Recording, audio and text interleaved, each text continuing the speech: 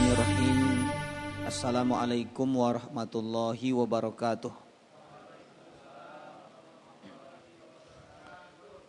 Alhamdulillah.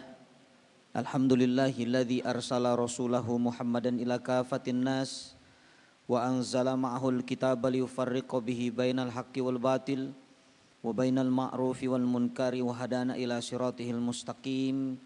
Asyhadu an la ilaha illallah wahdahu la syarikalah wa asyhadu anna Muhammadan abduhu wa rasuluhu shadiqul wa'dil amin wa ala alihi wa ashabihi ajmain amma ba'du. Allahumma la sahla illa ma ja'altahu sahla wa anta taj'alul hazna idza syi'ta sahla. Allahumma anfa'na bima 'allamtana wa 'allimna ma yanfa'una wa zidna ilman. Allahumma faqihna fid dini wa 'allimna ta'wil bi rahmatika ya arhamar rahimin. Amin ya rabbal alamin. Alhamdulillahirabbil alamin. Mudah-mudahan itikaf singkat kita dan salat zuhur kita berjamaah semoga menjadi sebab Allah memudahkan langkah kita menuju surganya Allah Firdausil A'la dan membebaskan kita dari sifat kufur dan nifak. Amin ya rabbal alamin. Bapak Ibu jamaah salat zuhur yang dirahmati Allah, alhamdulillah segala puji yang sempurna milik Allah. Kita berada di bulan Sya'ban, artinya Ramadan tinggal menghitung hari. Semoga kita tidak termasuk orang-orang yang melalaikan bulan Sya'ban, karena kata Nabi, bulan ini adalah bulan yang paling banyak dilalaikan oleh manusia. Makanya Nabi banyak puasa sunnah di bulan Sya'ban. Kenapa? Karena Nabi sangat suka ketika diangkat nanti amal solehnya dalam keadaan sedang berpuasa. Hari ini kita masih membahas surah Al-Balad, surah ke-90. Kita berada di bagian terakhir dari surah Al-Balad. Setelah kita membahas isi kandungan surah ini dengan beberapa poin. Yang pertama, Allah bersumpah dengan negeri Mekah yang aman. Lalu Allah juga bersumpah bahwa Rasulullah SAW dibebaskan untuk melakukan apapun di kota Mekah setelah Fatu Mekah. Lalu Allah juga bersumpah dengan Adam dan seluruh keturunannya. Dan Allah hanya ingin mengatakan bahwa manusia itu diciptakan dalam keadaan kabat atau capek.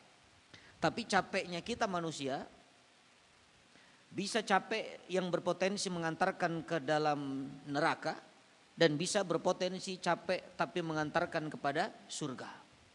Semua fasilitas yang Allah berikan semuanya sama. Allah memberikan harta, Allah memberikan kehidupan dunia antara orang mukmin dengan orang musyrik. Semuanya sama, Allah berikan fasilitas. Dan fasilitas itu yang kita gunakan untuk mengambil jalan yang Allah berikan. Ada jalan yang baik, ada jalan yang buruk. Mana yang akan kita ambil? Kemudian di surah ini juga kemarin kita sudah membahas, kalau ingin menuju surganya Allah perlu perjuangan yang luar biasa. Karena surga itu dihiasi dengan sesuatu yang kita gak suka, ya, yang kita benci. Tapi neraka dihiasi dengan syahwat, ya, dengan kenikmatan-kenikmatan. Apa di antara pintu surga yang Allah sampaikan di ayat ini? Yang pertama,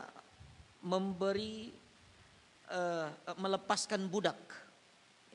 Fakku raqabah, kemarin sudah kita bahas. Kemudian memberi makan kepada orang yang kelaparan. It'amun fi yaumin dzi masghabah. Lalu memberi anak yatim, tapi yang terdekat hubungannya dengan kerabat itu diutamakan. Kemudian miskinan dza matrabah, orang miskin yang sangat-sangat fakir. Tapi semua itu ada syaratnya. Nah, apa syarat itu? Ini yang akan kita bahas siang hari ini.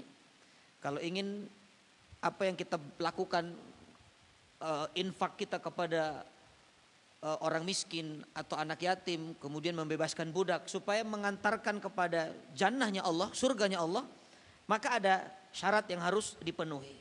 Tapi sebelum kita lihat apa syarat-syaratnya, Bapak Ibu yang dirahmati Allah, coba lihat ayat-ayat yang berbicara tentang membebaskan budak, memberikan makanan kepada orang miskin, ya, kemudian keluarga terdekat atau kerabat terdekat, anak yatim yang terdekat, semua itu hubungannya dengan harta ya. Jadi ayat ini mendekatkan kita kepada sodakoh. Ini tentang bagaimana mengeluarkan harta kita untuk bersodakoh di jalan Allah.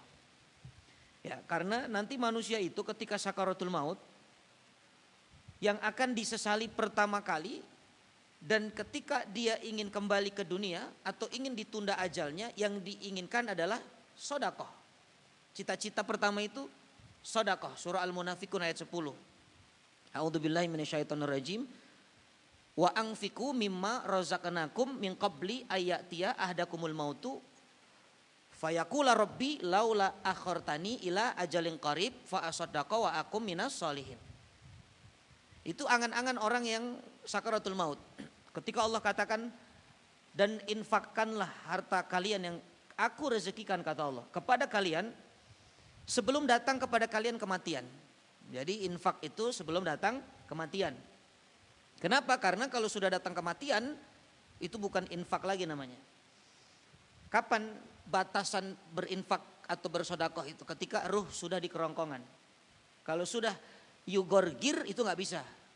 Innallaha yaqbalu taubatal abdi ay taubata abdin malam yugorgir. Allah menerima taubat atau kebaikan dari hambanya sebelum ruhnya di kerongkongan.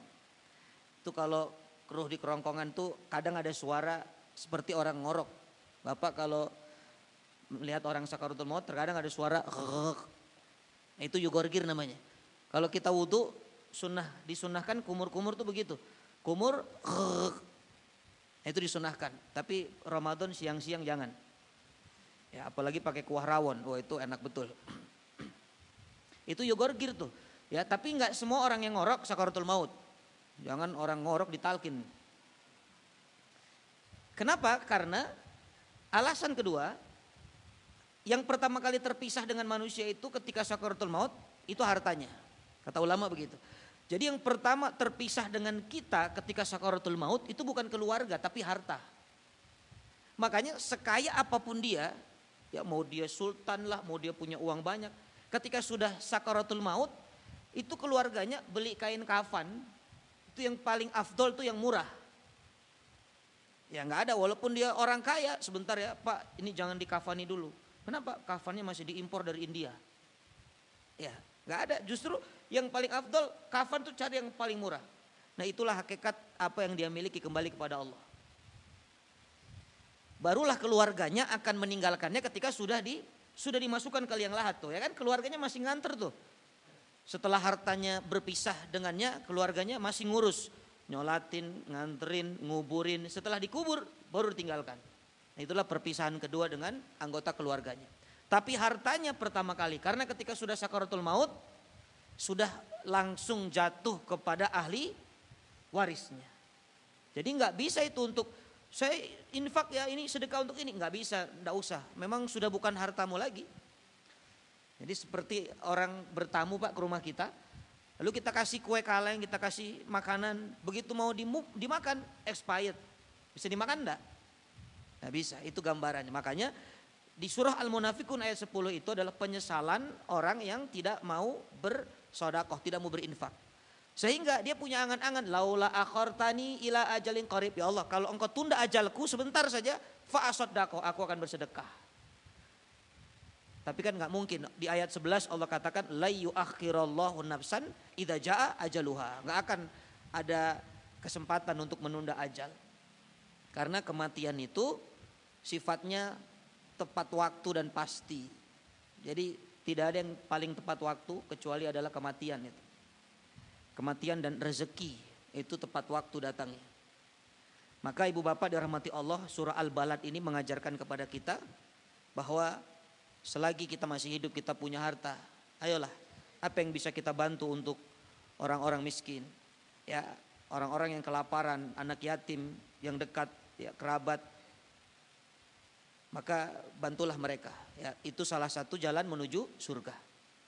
Baik, ayat 17 sampai selesai hari ini, insya Allah kita baca dulu ayatnya singkat. A'udzu billahi minasy syaithanir rajim. Bismillahirrahmanirrahim. ثم كان من الذين آمنوا وتواصوا بالصبر وتواصوا بالمرحمة أولئك أصحاب الميمنة والذين كفروا بآياتنا هم أصحاب المشأمة alaihim narum muqsadah. Shadaqallahul azim. Allahumma arhamna bil Quran. Bapak Ibu dirahmati Allah, ayat ke-17. Kemudian dia termasuk orang-orang yang beriman dan saling berpesan untuk bersabar dan saling berpesan untuk berkasih sayang. Ini syaratnya. Apa syarat supaya diterima seluruh kebaikan kita? Membebaskan budak, memberi makan yang kelaparan, memberi anak yatim, membantu anak yatim, kemudian termasuk orang yang fakir atau miskin. Syarat yang pertama, tsumma kana minal ladzina amanu. Syarat pertama punya iman. Ya, ini hanya berlaku untuk orang-orang yang beriman. Jadi bersyukur kita masih dikaruniakan iman. Kalau bapak ibu memberi makan anak yatim, orang miskin, ya, kemudian punya iman, maka ini yang akan menjadi jalan menuju surganya Allah. Ini akses ke surga. Makanya iman itu kekuatan. Saya sering menyampaikan iman itu sesuatu yang paling mahal yang Allah berikan kepada kita. Ada seorang yang sangat berjasa dengan Islam. Ya, kontribusinya jelas kepada Islam. Tapi Allah nggak kasih iman. Namanya Abu Thalib. Subhanallah, Abu Thalib kurang hebat apa jasanya kepada Islam. Dari kecil Nabi bersamanya, diajari berdagang, diajari menggembala kambing, sampai dakwah pun bersama Rasul Sallallahu Alaihi Wasallam. Tapi Allah nggak kasih iman. Nah kita ini kontribusinya apa kepada Islam? Mungkin tidak ada, tapi Allah masih karuniakan kita iman. Makanya jaga betul iman kita. Karena iman itu Bapak Ibu, kata ulama, di antara makhluk yang Allah ciptakan ada jin, ada malaikat, ada manusia. Secara fisik ya penciptaan itu, materi penciptaannya secara fisik yang paling lemah itu kita manusia. Kita tuh paling lemah statusnya. Makanya jin itu kuat, jin itu aqua minan nas, lebih kuat dari manusia. Apalagi malaikat. Nah, kita ini makhluk paling lemah, enggak kuat, apalagi lawan ngantuk itu paling lemah. Susah kalau lawan ngantuk, itu berat betul. Nah, memang manusia lemah. Tapi ternyata ada yang membuat kita lebih kuat dari mereka. Yaitu iman. Ya, kenapa coba? Karena jin itu makhluk yang nampak atau enggak? Jin enggak kelihatan kan? Gaib. Jin itu gaib. Makanya yang bisa melawan hanya yang gaib. Apa yang gaib?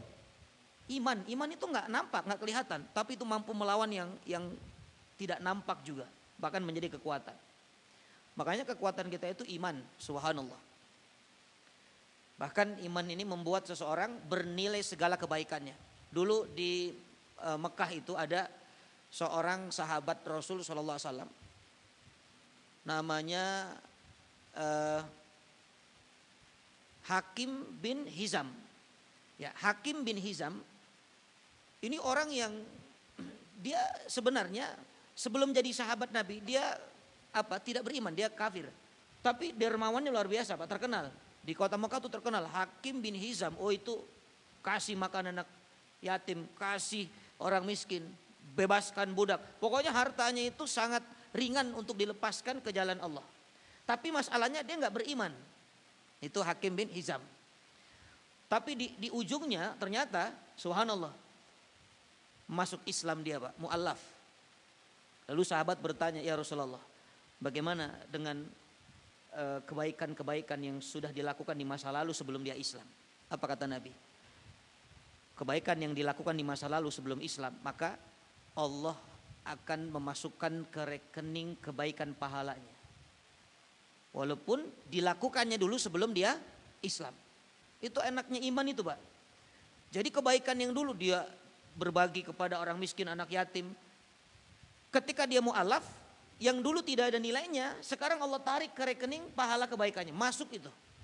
Jadi kalau digambarkan orang yang tidak beriman itu kebaikannya terhalang. Ini misalnya ini penghalang nih Pak.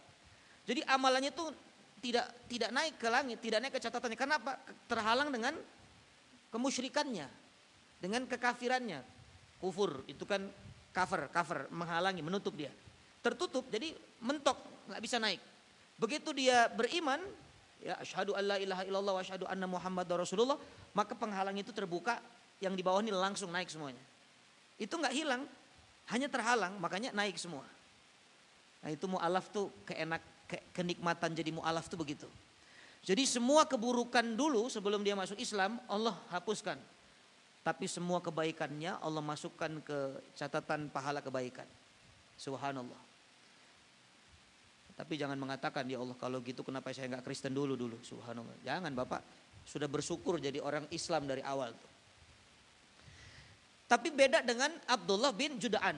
Ya, ada Abdullah bin Juda'an ini rajin infak juga. Oh dia berbagi, dia hartanya disedekahkan, diinfakkan, dermawan. Tapi sampai matinya dalam keadaan tidak beriman. Makanya kata Nabi kebaikannya tidak membuatnya mendapatkan kebaikan dari apa yang dilakukannya di akhirat. Orang yang tidak punya iman itu kalau dia sedekah Pak, dia dermawan, dapat kebaikan tapi hanya di dunia Allah balas. Makanya orang yang rajin nyumbang kalaulah dia tidak beriman tetap Allah ganti hartanya. Nah itu uniknya sedekah Pak.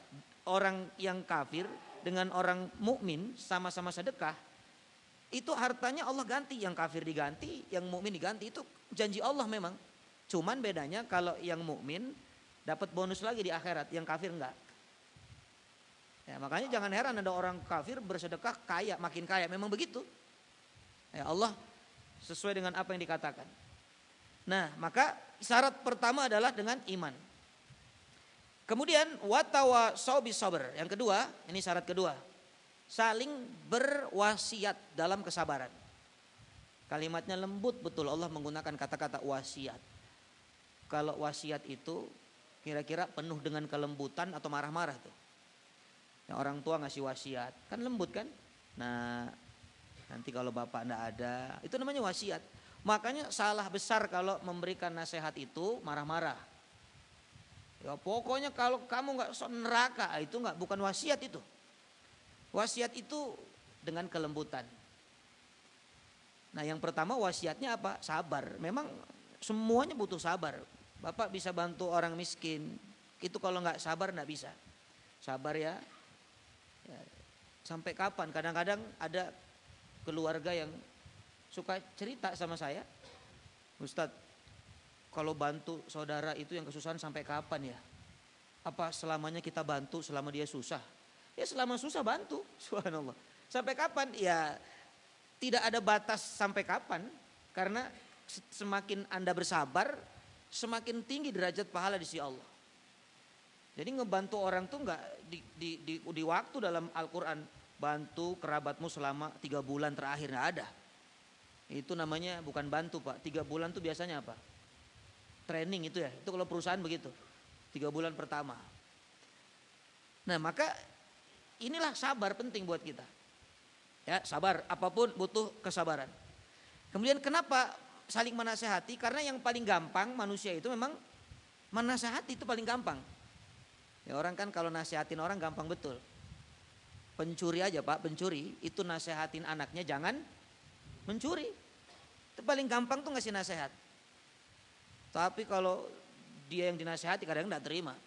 Jadi manusia itu ada 2, yang paling gampang itu ngasih nasihat, yang kedua mengkritik. Itu paling gampang. Watawasau bis sabr. Watawasau bil marhamah. Yang ketiga, saling berpesan untuk kasih sayang. Ya, marhamah, kasih sayang ini tujuan bisa tercapainya satu keindahan ya di antara kita, baik secara perusahaan atau mungkin bahkan satu negara ini, kuncinya adalah ruhama ubainahum. Itu Rasulullah SAW. Wa ma arsalnaka illa rahmatan lil alamin. Dengan kasih sayang Pak. Makanya dakwah itu ini saya sampaikan. Ya, karena mungkin di antara kita ada yang hobi ngajak orang. Apapun ya, bapak nyuruh anak, ngajak pasangan. Kalau dengan metode ini insya Allah sukses Pak. Ya kenapa kita nggak sukses ngajak orang, terkadang justru orang mental Pak, lari dari kita. Mungkin kita tidak ada sobernya, tidak ada ruhamanya. Ya, ruhama, kasih sayang itu perlu. Jadi yang pertama kali kalau ingin dakwah itu kata ulama, saya awali dari sini dulu.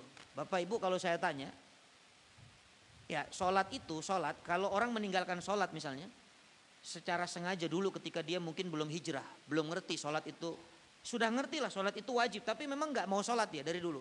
Nah kira-kira ada nggak kewajiban untuk mengkodok sholat itu Pak? Ada nggak yang kita tinggalkan itu sholat dikodok? Nah ini ulama beda pendapat ini. Ya, ada yang mengatakan kodok, bahkan sepakat 4 imam itu kodok. Kenapa? Karena yang ketiduran saja kalau bangun harus sholat nggak? Sholat, apalagi yang sengaja. Ketiduran kan tidak sengaja. Nah, itu dasarnya. Maka Bapak punya hutang sholat berapa dari dulu? Mungkin dulu nggak kenal sholat, maka itu dikodok. Tapi pendapat kedua ada yang mengatakan nggak usah dikodok lah. Nggak usah dikodok, cukup taubatan nasuha, lalu sholat yang sekarang diperbaiki, tambah lagi yang sunnah-sunnahnya. Supaya menutup yang kurang. Nah ini dua-duanya boleh kita jadikan dalil. Tapi cara untuk kita menyampaikan kepada orang, ini yang penting. Kalau yang bertanya kepada kita orang yang baru hijrah, baru mau sholat, jangan dibebani pendapat pertama. Pak Ustadz saya udah lama nih enggak sholat, pengen banget tobat sholat. Ya udah bayar hutang sholatmu yang dulu-dulu. Kira-kira jadi tobat gak nih orang? Lari Pak. Ya Allah baru mau sholat udah disuruh bayar hutang sholat. Jadi beban dia. Makanya kalau melihat yang seperti ini ambil pendapat kedua. Maka kata ulama pendapat pertama itu perlakukan untuk diri kita. Nah kalau kita memang seorang yang merasa pernah ninggalkan sholat dulu. Ambil pendapat pertama kita yang kodok. Jadikan itu beban buat kita. Tapi kalau orang lain yang bertanya dan memang kita lihat ini orang kayaknya serius mau hijrah baru kenal sholat, kasih pendapat kedua, ya nggak apa-apa, dua-duanya ada dalilnya. Nah itu cara hukum tuh gitu Pak, menerapkan hukum. Jadi kadang-kadang kita kebalik, yang berat dikasih orang, yang ringan kita ambil. Subhanallah, maka itu akan mengukur daripada kita pandai nggak seni dalam dakwah tuh begitu, seninya begitu. Makanya saya kalau ditanya orang saya lihat dulu nih anak ini baru hijrah atau gimana nih. Kalau baru saya katakan haram nggak boleh. Besok nomor saya diblokir. Wah ustadznya keras katanya. Subhanallah. Nah ini dalam konteks dakwah ya. Mengajak. Tapi dalam konteks ilmu hukum. Kalau dia tanya hukumnya gimana? Sampaikan. Kalau haram haram, halal halal. Jadi nggak bisa berubah. Kalau secara fikih hukumnya. Ini baru hijrah, yang halal kita, yang haram kita halalkan. Kalau kamu baru hijrah, ya halal sedikit lah. Itu nggak bisa Pak. Jadi harus dibedakan bagaimana torikohnya. Ini ngajak, konteksnya ngajak. Kalau ini konteksnya ditanya tentang hukum, sampaikan. Nah maka ya kembali ke tadi, dakwah itu ada 3 level caranya. Yang pertama taklif, ulfah, ikat dulu tuh, dibangun keakraban. Akrab dulu Pak. Kalau sudah akrab, baru nanti keduanya takrif, diedukasi, kasih tahu.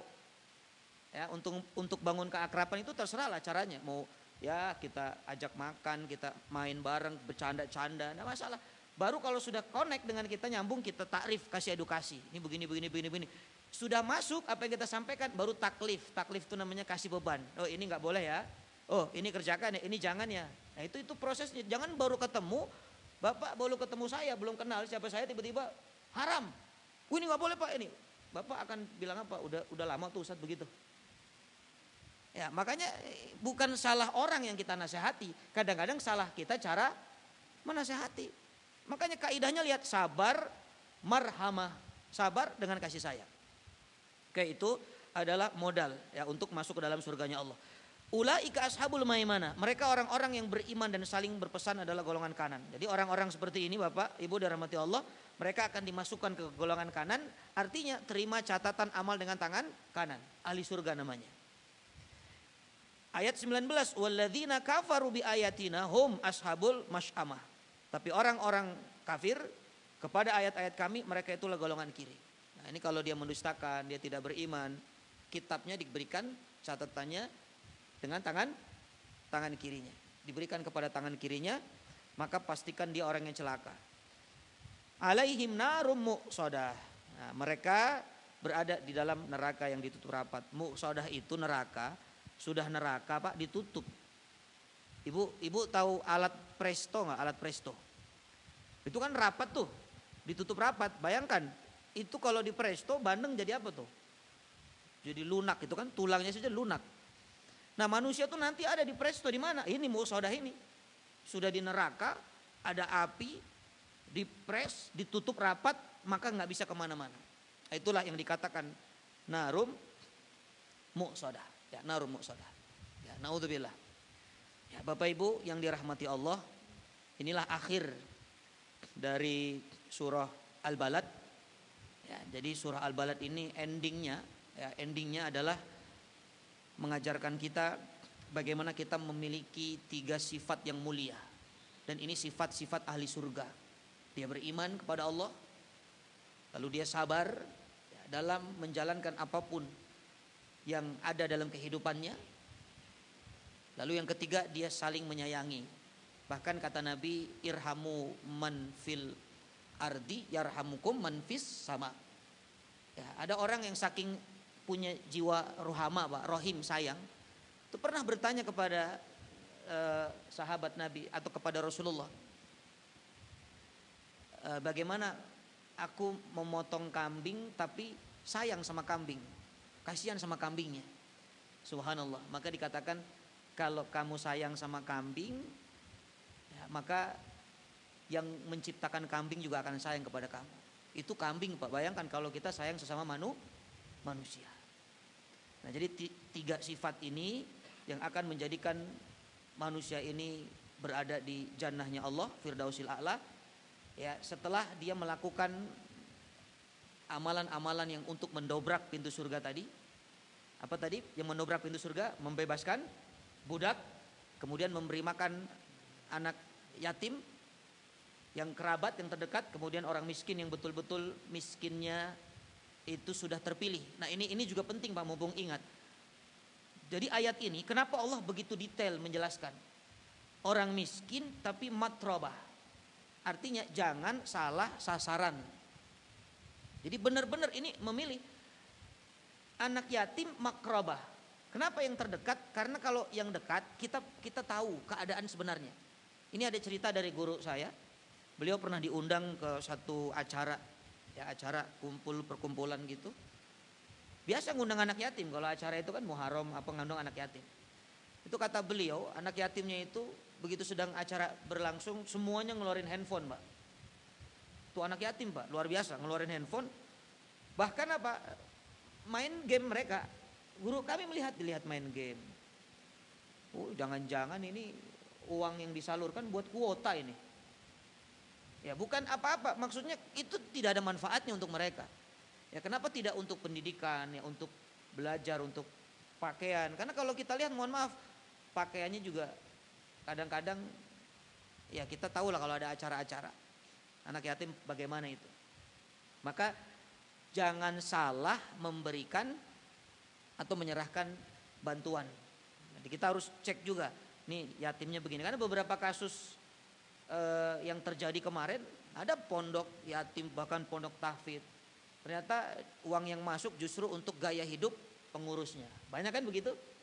Nah, kita harus cerdas. Makanya Quran memberikan gambaran yang terdekat dulu. Karena kalau yang terdekat kita tahu keadaannya. Oh memang ini begini. Ya, kemudian yang matrobah yang sangat miskin betul, turab. Tidak ada kecuali dia punyanya hanya tanah. Artinya itu tidak salah memilih ketika kita memberikan harta kita di jalan Allah. Tapi kalau sudah kita berusaha memilih, ternyata kok wah kita ketipu juga ini, itu di luar kuasa kita, Pak. Dan Allah tetap menilai pahala buat kita. Ya, karena ada cerita dulu, ada seorang mengirim bantuan, diutus oleh tuan gurunya, kirim bantuan untuk korban bencana. Ternyata bantuan itu kita doakan semoga makanan yang halal ini menjadi wasilah hidayah bagi mereka.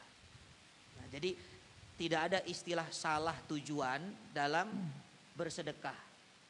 Ya, salah tujuan itu kalau dari awal kitanya tidak benar cari tujuannya. Tapi kalau dari awal sudah benar ternyata disalahgunakan pihak yang lain, itu bukan kuasa kita. Ya, jadi nggak usah ditarik lagi Pak. Kalau saya tarik lagi sini salah sasaran itu. Kenapa ke PSK? Saya maunya ke janda, subhanallah. Ya, jadi itu kira-kira rangkuman dari surah Al-Balad.